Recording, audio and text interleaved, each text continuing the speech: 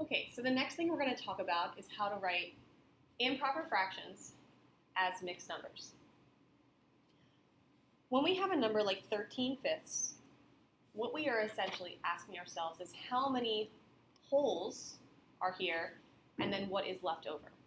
And there are two different methods we can use to kind of visualize this. So the first one is using a picture. If I have something like 13/5, I can draw 13 circles.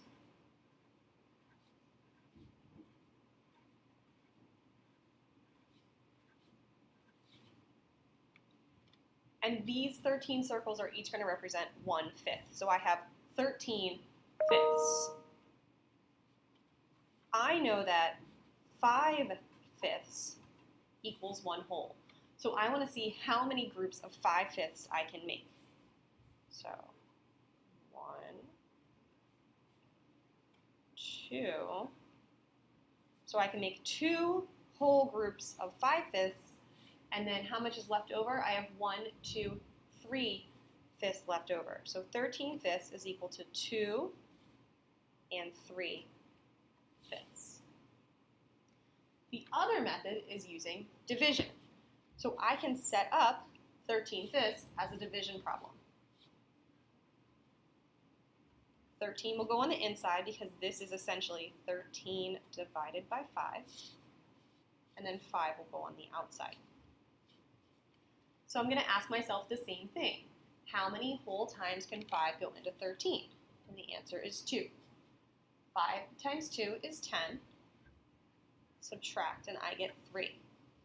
This is where we are not going to change to decimals at this point, and our remainder is going to become our numerator. I have 2 wholes, and there are 3/5 left over.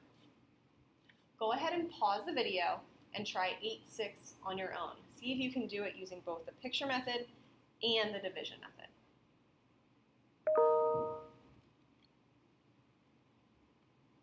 Okay, so hopefully you have this done. So 8/6. So I'm going to make 8 circles. 1, 2, 3, 4, 5, 6, 7, 8. And they're going to represent 6. So here's my 8/6. So 8/6. So that group of 6/6 makes 1 whole. And then I have 1, 2 left over. So I get 1 and 2, 6. We can also simplify this fraction because I know that both 2 and 6 are both divisible by 2.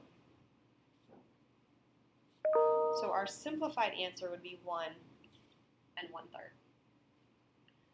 For the division method, 8/6 is equal to 8 divided by 6. 6 goes into 8 1 whole time. And there are 2 pieces left over out of 6. Go ahead and go to your review paper and complete number 6 on your review.